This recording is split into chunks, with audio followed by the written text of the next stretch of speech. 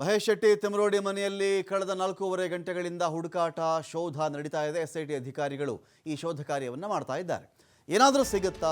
ಸಂಚು ಮಾಡಿದ್ದಾರೆ, ಇವರೆಲ್ಲ ಒಂದು ಗುಂಪು ಸೇರಿಕೊಂಡಿದ್ದಾರೆ, ಒಂದು ಸಂಘದ ಥರ ಮಾಡಿಕೊಂಡು ಇವರೆಲ್ಲರೂ ಕೂಡ ಒಂದು ಸಂಚನ್ನು ಮಾಡಿ ಅಪಪ್ರಚಾರದ ಕೆಲಸವನ್ನು ಮಾಡ್ತಾ ಇದ್ರು ಎನ್ನುವ ಆರೋಪಗಳಿಗೆ ಸಂಬಂಧಪಟ್ಟಂತೆ ಏನಾದರೂ ಸಾಕ್ಷ್ಯ ಲಭ್ಯವಾಗುತ್ತಾ ಅಂಥೇಳಿ ಎಸ್ಐಟಿ ಸಾಕಷ್ಟು ಶೋಧ ಕಾರ್ಯವನ್ನು ಅಲ್ಲಿ ಮಾಡ್ತಾ ಇದೆ. ಆರೋಪಿ ಚಿನ್ನಯ್ಯನ ಸಮ್ಮುಖದಲ್ಲಿಯೇ ಎಸ್ಐಟಿ ಮಹಜರು ಮಾಡ್ತಾ ಇದೆ. ಉಜಿರೆಯಲ್ಲಿರ್ತಕ್ಕಂಥ ಮಹೇಶ್ ಶೆಟ್ಟಿ ತಿಮರೋಡಿ ಮನೆ ದಕ್ಷಿಣ ಕನ್ನಡ ಜಿಲ್ಲೆ ಬೆಳ್ತಂಗಡಿ ತಾಲೂಕಿನ ಉಜಿರೆ. ತಿಮರೋಡಿ ಮನೆಯಲ್ಲಿಯೇ ಆಶ್ರಯ ಪಡ್ಕೊಂಡಿದ್ದು ಚಿನ್ನಯ್ಯ.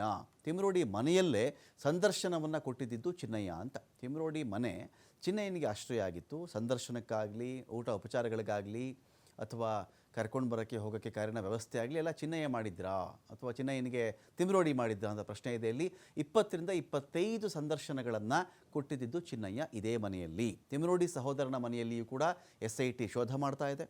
ಸೋದರ ಮೋಹನ್ ಕುಮಾರ್ ಮನೆಯಲ್ಲಿಯೂ ಕೂಡ ಶೋಧ ಕಾರ್ಯ ಮುಂದುವರೆದಿದೆ. ಮಹೇಶ್ ಶೆಟ್ಟಿ ತಿಮರೋಡಿ ನಿವಾಸದ ಪಕ್ಕದಲ್ಲೇ ಸಹೋದರನ ಮನೆ ಕೂಡ ಇರೋದು. ಚಿನ್ನಯ್ಯನಿಗೆ ಸೇರಿದಂಥ ಮೊಬೈಲನ್ನು ಇದೀಗ ಎಸ್ಐಟಿ ವಶಕ್ಕೆ ಪಡ್ಕೊಂಡಿದ್ದಾರೆ. ಯಾರ್ಯಾರಿಗೆ ಈ ಚಿನ್ನಯ್ಯ ಕಾಲ್ ಮಾಡಿರಬಹುದು, ಚಿನ್ನಯ್ಯನ ಸಂಪರ್ಕದಲ್ಲಿ ಇದ್ದದ್ದು ಯಾರು ಅಥವಾ ಚಿನ್ನಯ್ಯ ಯಾರ ಸಂಪರ್ಕದಲ್ಲಿ ಇದ್ದದ್ದು ಅಂತ.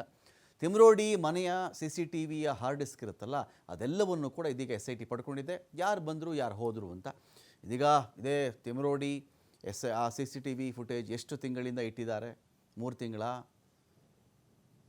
5 ತಿಂಗಳ, 6 ತಿಂಗಳ, ಅದರ ಮೆಮೊರಿ ಕೆಪಾಸಿಟಿ ಎಷ್ಟು ಎಲ್ಲ ಡಿಲೀಟ್ ಆಗಿಬಿಟ್ಟಿದೆ ಗೊತ್ತಿಲ್ಲ. ಆದರೆ ಆ ಒಂದು ಹಾರ್ಡ್ ಡಿಸ್ಕನ್ನು ತೆಗೆದುಕೊಂಡಾಗ ಬಂದವರು ಯಾರು, ಹೋದವರು ಯಾರು ಅಂತ ಚೆಕ್ ಮಾಡಿಕೊಂಡಾಗ ಆ ವ್ಯಕ್ತಿಗಳ ಬಗ್ಗೆ ಮಾಹಿತಿ ಸಂಗ್ರಹ ಮಾಡಿಕೊಂಡ್ರೆ ಈ ಒಂದು ವಿಚಾರದಲ್ಲಿ ಏನು ಆರೋಪಗಳು ಕೇಳಿ ಬಂದಿತ್ತಲ್ಲ ಅದರಲ್ಲಿ ಬಹಳಷ್ಟು ಮಾಹಿತಿ ಸಿಗಬಹುದೇನೋ ಅಂಥೇಳಿ ಎಸ್ಐಟಿ ಶೋಧ ಕಾರ್ಯವನ್ನು ಮುಂದುವರೆಸಿದೆ.